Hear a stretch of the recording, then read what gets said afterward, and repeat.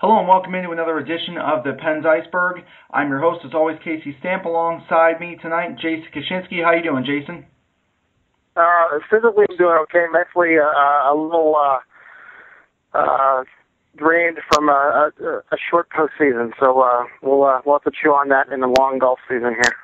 Absolutely. It's always disappointing when the postseason ends in the first round, and certainly the last few years have been that way for the Pens, but it's going to be a big offseason, a lot to look forward to, some big name free agents out there, and possibly some moves, possibly some guys going the other way. Maybe we'll take some guys in via trade, so you never know, and hopefully next year is better. And hey, it was a good season. The regular season was a lot of fun. Can't really say the same about the postseason, but hopefully we come back and get stronger next year. We are going to talk a little bit about the series with Philadelphia. We'll kind of go quickly over each of the 7 games and what happened, or at least each of the last 3, because I believe we may have covered the previous 3 in the last show. So we'll go over the last few games here, and we will talk about Ray Shero's press conference and some possible off-season moves when we come back here on the Iceberg. So stay tuned.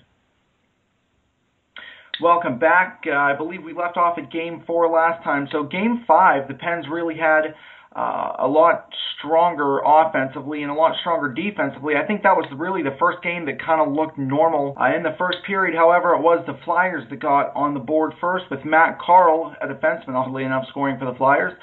His first of the postseason assist to Matt Reed and Jaromir Jagr. Now, maybe you buy into the whole whichever team scores first, not necessarily winning, because in this series, for the most part, it went the other way. Were you nervous, Jason, when the Flyers scored first? Did you think that the Pens would come back? Did you buy into that hype at all? Not really. It was one of the games that I personally attended, and it was probably the best atmosphere I've seen at Consol in its short 2 years there. Just the fans were amazing, especially during the TV timeouts, and you can tell that there was a definite sense of urgency from the players that to get this done, and this was their last game for them. I mean, if they didn't win it, they were out, and you could feel that it was palpable. So a little bit difficult to get the first power play together, but Steve Sullivan scores to tie it pretty quickly after the Flyers scored, and we're back in it. And as you mentioned, Steve Sullivan did score 14:51 of the first on the power play. His second of the postseason, assist to Letang and Neal. And then the third goal of the game was scored by Scott Hartnell, once again on the power play. Both Philly goals, the first 2 were both power plays, by the way. Assist to Briere and Giroux.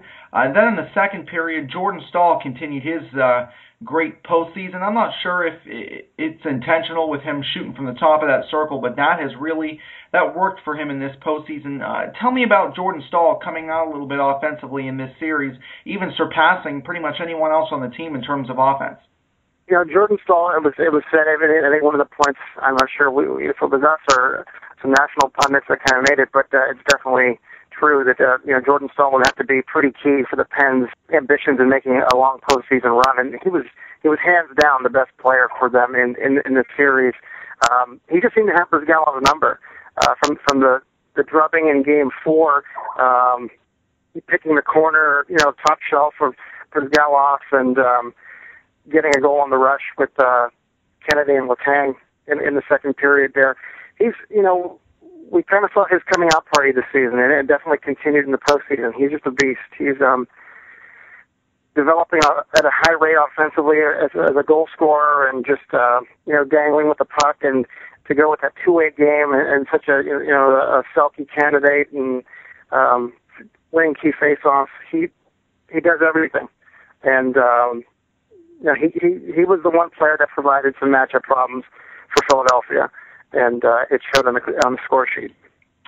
He just did so well offensively, and I think that may worry some Pens fans because, and we'll talk about this a little bit later, get into the offseason talk, but I think this series really increased Jordan Stahl's trade value and his value on the open market. So, I mean, that's something you're going to have to watch out for now, too. And you never know, but, some people say that Jordan Stahl might be that type of guy who does want to be that number one center. And I know that there would be a lot of teams, maybe a Toronto or a Calgary, who's willing to kind of give a lot more for a guy like Stahl, and he really proved his worth, as if he didn't already. But he proved his postseason worth in this series for sure. Unfortunately, on the defensive end of things, he just wasn't able to keep his line wasn't able to keep that Drew Yager Hartnell line from scoring too much. And then the final goal of the game was Tyler Kennedy's goal, and he got the game winner in the second period at 9:53, his third of the postseason. So it was a pretty decent postseason for him as well.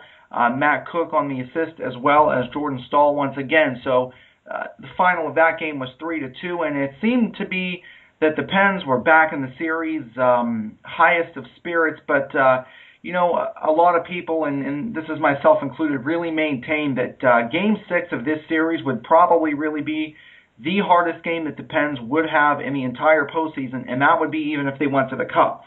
Game 6, the Flyers have just lost 2 straight. You saw the frustration on the face of Claude Giroux smashing his stick at the end of Game 5, and you knew that him and the Flyer team were not deflated. They weren't defeated. They still had that fire, and they had it all series, and they really wanted to come back and win it. And unfortunately, in Game 6, they did just that, and it was Claude Giroux in Game 6 that got on the board first, just after a huge hit to Sidney Crosby, and then Scott Hartnell followed up on that, making it 2-0 at 13:01 of the first period, and the Pens went down 2-0 going into the second period. So you kind of got a sense that urgency really, really needed to be there in the second period. But to open the second period up, it was Gustafsson scoring for the Flyers, assisted by Coburn and Claude Giroux once again.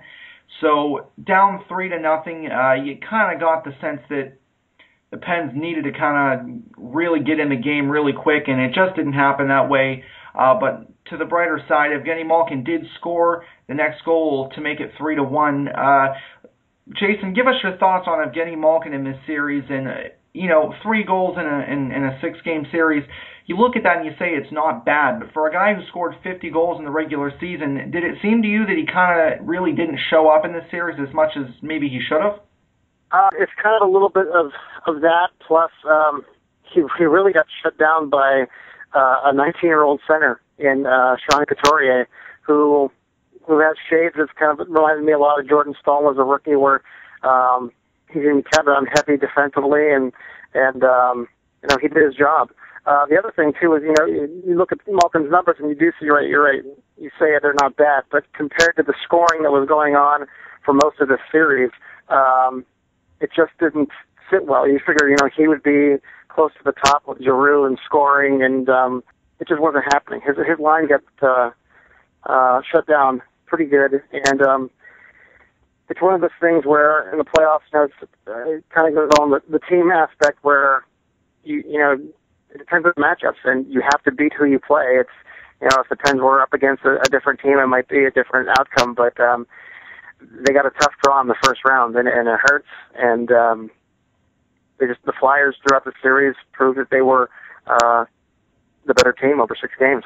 And it's really not to disparage what Malkin did, because his stats weren't bad in the series, but the whole line really didn't really click. I mean, Kunis got on the board with, I think, 2 goals and a couple assists, and Neal got on the board with a couple goals, but it really wasn't the line that we saw in the regular season that was just on fire pretty much throughout the entire 82-game span. And Daniel Briere was the next to score, and that was really the dagger in the Penn season, his 5th of the postseason, and then the empty netter from Braden Shen and the buzzer sounded on the Penn season. So a disappointing end really to what was a fantastic regular season, and once again going out in the first round, and always terrible to go out to a hated rival like the Flyers. And it's not as if they went out graciously either. If anyone out there has seen Jaromir Jagr's comments, of course he keeps comparing Claude Giroux to Mario Lemieux. I'm not sure really where you get that comparison. But yeah, they did win, though. They won the series wholeheartedly, convincingly. I mean, they scored 8 goals on us twice, and you do have to give the Flyers credit absolutely for being opportunists and really pouncing on every single chance they got, and that's what that team is about. A ton of heart, a ton of guts, and they will capitalize if you give them mistakes,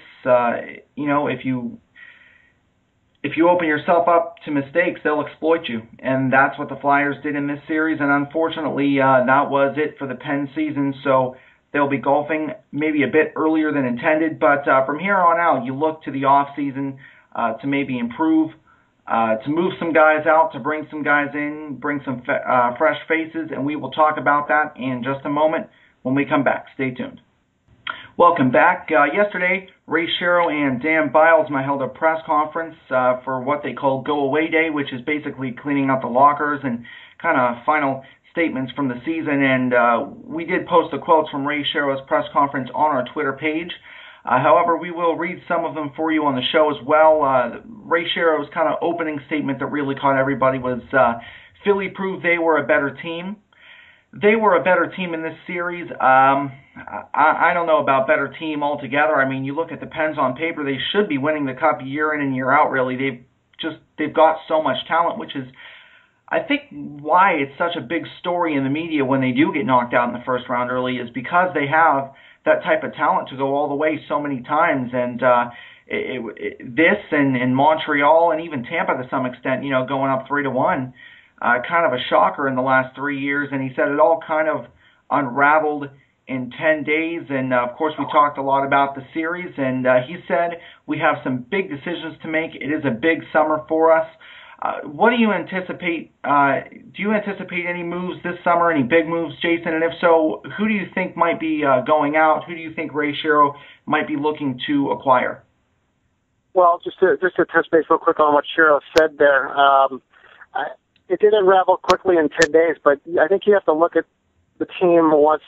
I'm not putting this all on Sid, but the team, when Crosby came back, just at the tail end of that leading winning streak, they let up defensively there, and it was very uncharacteristic of this team. The goals against average went up, and with that also what the goals scored average, leading the league in goal scoring. That's one thing, that's great. But as we see throughout the playoffs now, there's a lot of low-scoring games, particularly in the Western Conference playoffs. It's kind of a real grinded-out style, and we saw that toward the end of our series, especially in game 5. But philosophically, I think that's something they're going to have to look at. And we never saw really the Pens team that won the 2009 Cup that was known for their aggressive forechecking and defense. We didn't see a whole lot of that until later in the series, and by then it was just too late. But I think the biggest key for the Penguins right now is kind of waiting on the collective bargaining agreement, and will that be renewed for 1 year, or will it be overhauled, and how that affects them in the cap situation. Beginning July 1st, Shero's allowed to negotiate with Crosby and Stahl on contract extensions, and I don't know. You have to look at some philosophical questions. Does the 3-center model still work? And even if we do sign have all 3 centers signed, I don't know. Sometimes you hear rumblings about Jordan Stahl possibly wanting a bigger role, or Evgeny Malkin wanting a bigger role. Does the question will come out that does he play better when Sid is out and he's the A number 1, so to speak. It's going to be tough to remake this team because you're pretty much up against the cap.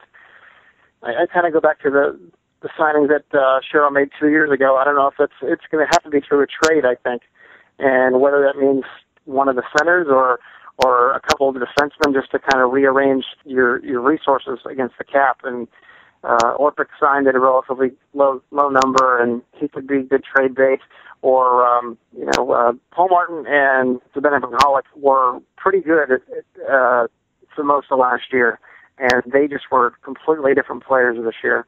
At times, doing what they need to do to contribute to this team and help the Pens do well, but we didn't see it consistently, and they're both signed for 3 more years. So, if you do that, it opens up room for Matt Niskanen possibly on the top 4, or getting Simone Dupre and Joe Morrow worked into the bottom pairing and kind of grooming them for their NHL roles. So I I don't know if we'll see a major move this summer, but something's coming, and that might be between this summer and the trade deadline of next season. But I think something's coming.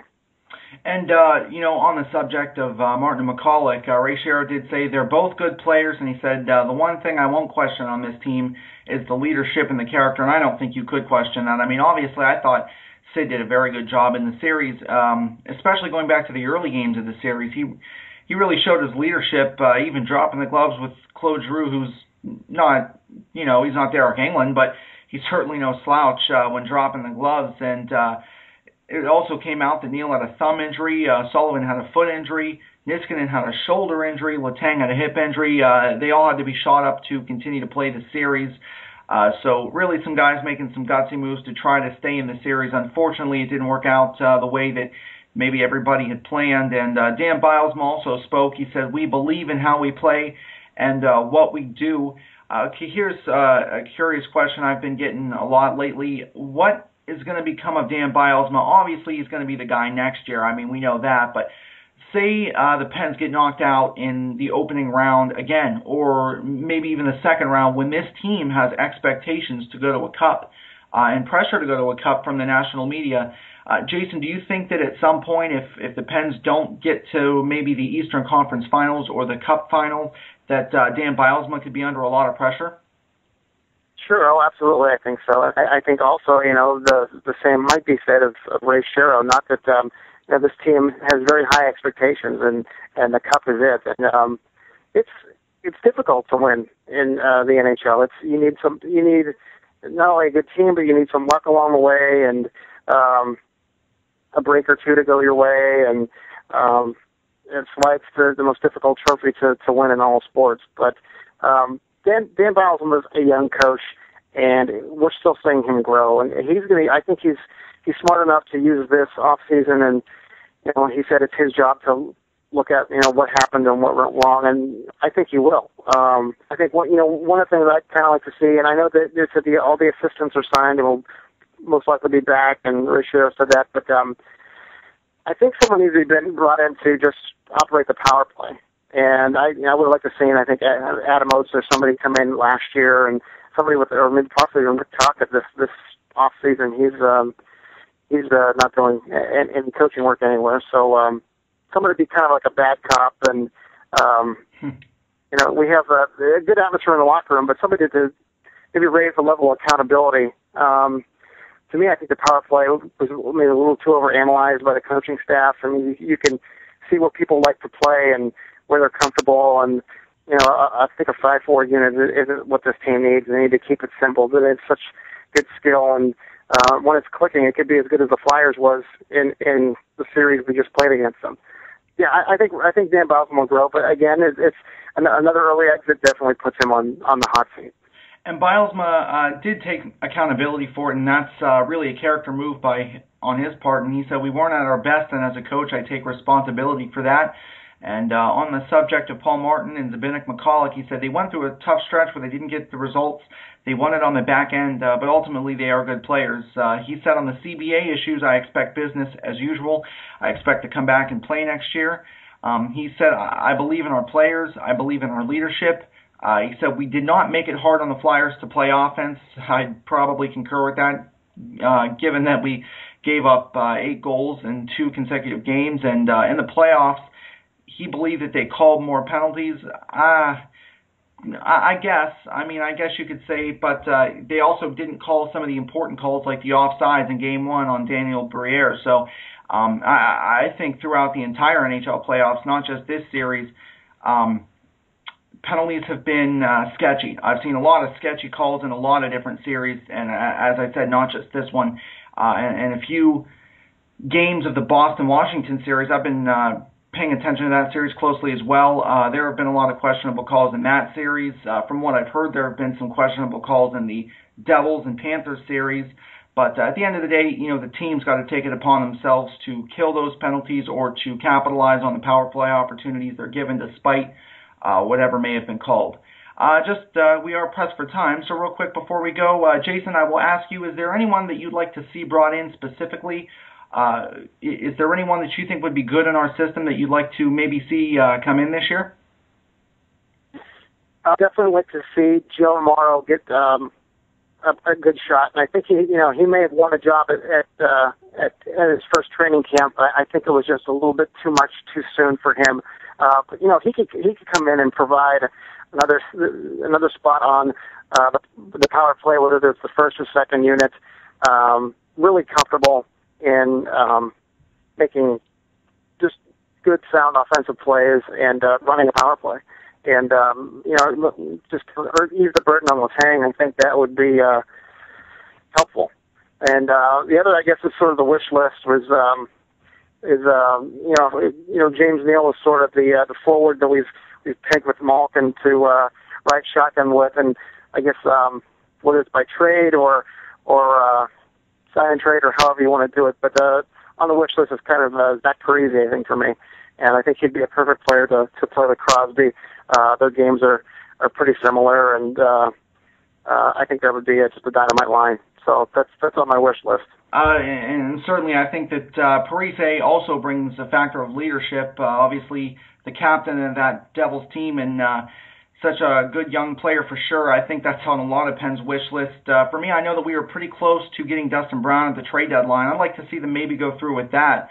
Obviously, ever since the Kings gave away Jack Johnson to the Columbus Blue Jackets, I don't want to say they've been hurting for defense. The scores largely have been kept down in the LA Kings series and throughout the regular season, mostly due to the play of Jonathan Quick. I don't think it had a ton to do with their defense. So I think Martin and Kennedy going the other way could pull that in.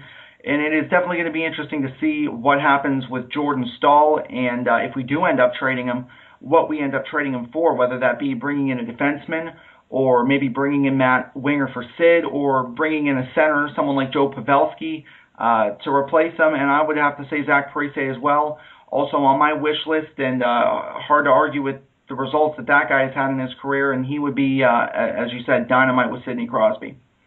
All right, folks, unfortunately, it is that time of the year. We have had such a great time here on the Pens Iceberg, bringing you all of the Pens coverage this year for myself, for Jason Kaczynski, and for Luke Courtwright, for all of our guests this year.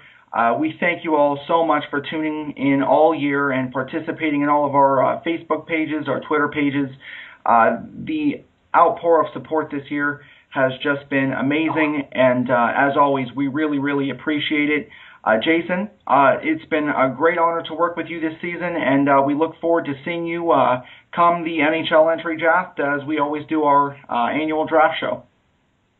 Absolutely, Kate. It's been my pleasure. I've had a blast, and aside from the early exit, the Pens really gave us an entertaining season, and the Pens will be hosting the draft, so we have that to look forward to in June. So that's going to be awesome. That's going to be awesome. And you know what? We also look forward to watching Malkin hold the Hart Trophy and hold the Art Ross Trophy. That'll be pretty neat spectacle as well.